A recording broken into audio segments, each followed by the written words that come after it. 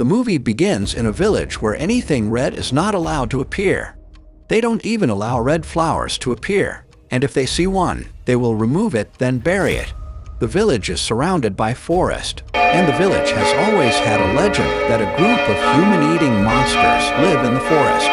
The monsters like the color red, but are afraid of yellow. Many years ago, the ancestors of the villagers and the monsters had a deal that as long as the villagers didn't enter the forest, the monsters would not hurt them. What the villagers didn't know is that the deal was broken. At night, the night watchman on the watchtower hears something strange. He thinks it is his colleague coming to change shifts, but instead, he sees a red monster entering the village. The night watchman is terrified. He hurriedly rings the alarm bell, and the villagers who hear the alarm are desperately running to their houses. Lucius is a good man who helps the children and women close the doors and windows, but this puts him in danger.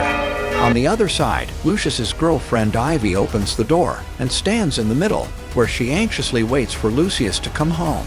She is blind, so she holds out her hand, waiting for Lucius to take it, but what comes toward her is a monster. The red monster is getting closer and closer to her, and Ivy is trembling with fear. Just as the monster is about to catch her, Lucius comes back. Lucius immediately closes the door and then takes Ivy to hide in the basement. Everyone is hiding in the basement in fear, praying that the monster won't find them. The next morning, the monster is gone, but every house is left with a red mark from the monster. The elders of the village call an emergency meeting to discuss how to deal with the monsters.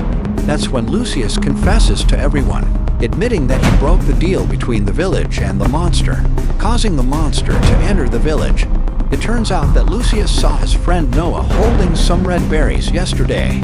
Noah couldn't explain where the berries came from, but according to the marks Noah made on the stone, his berries were picked in the forest, and he had entered the forest dozens of times. However, Noah was able to return safely every time, which shocked Lucius.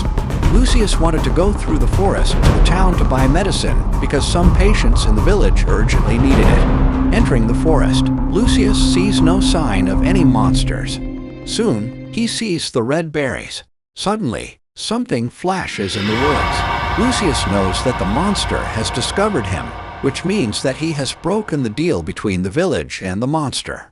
Lucius is very scared. He pretends that he doesn't see anything, then returns to the village. One night, a party is being held in the village. Suddenly, everyone hears screams, and they know it's the monster coming back. Coming out of the house, the villagers find that many sheep have been killed and even skinned. This makes the village chief feel very anxious because he is hiding a huge secret. A few days later, Lucius proposes to Ivy, and Ivy gladly accepts. Noah is very sad when he hears about it.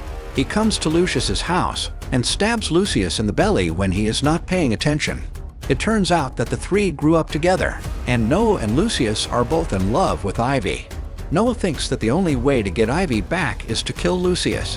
When Lucius is found by Ivy, he is only one step away from death, and to save him, Ivy wants to go through the forest to the town for medicine. Ivy's father doesn't want her to become a widow, so he agrees. But before that, he takes her to an old shed where he's going to show her a secret he has been hiding all his life. Entering the shed, he asks Ivy not to scream. With her father's help, Ivy reaches out her hand and touches the thing in front of her, and she realizes that it is the claws of a monster.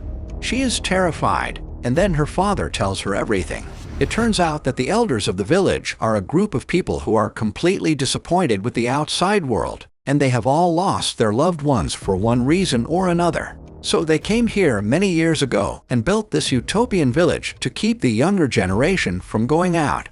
They made up the legend of the monsters. The so-called monsters are actually the elders who put on these red costumes.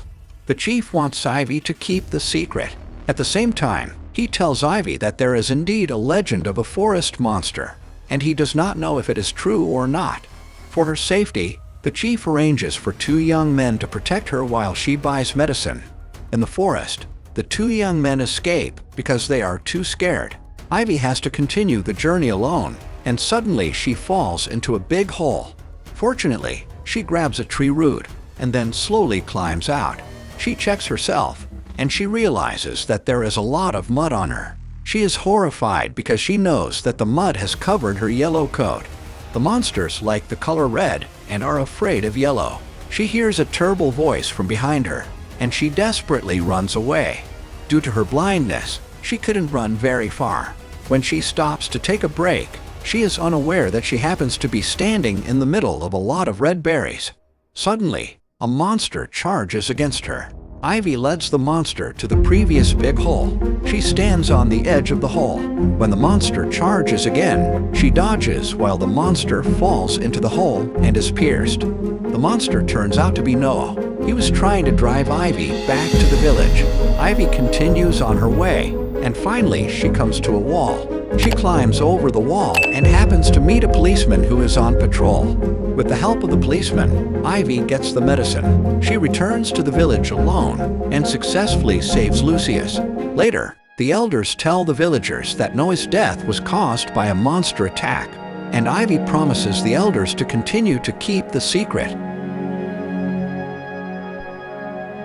Ever pondered the thrill of a cliffhanger? The suspense that makes your heart pound, your mind race, and leaves you wanting more? Well, that's the magic of a cool movie recap. And we've just delved deep into another gripping episode in our series of exotic recaps. What about the ending? Did you like it? The beauty of storytelling is in its unpredictability. And then there are the questions. Those lingering thoughts that refuse to be silenced. The gaps in the narrative that keep us guessing. The unanswered questions are the lifeblood of a good movie. Do comment us to let us know about these. How was the story? But we're not done yet. There's more to come, more episodes to dissect, more stories to tell. So, if you enjoyed our journey through this episode, show some love. Hit that like button, share the fun with your friends, and subscribe to our channel for more exciting recaps. Don't forget to tap that bell icon so you never miss an update. Thank you for joining us on this exhilarating ride. Until next time, keep the popcorn ready, keep the suspense alive, and stay tuned for our next recap.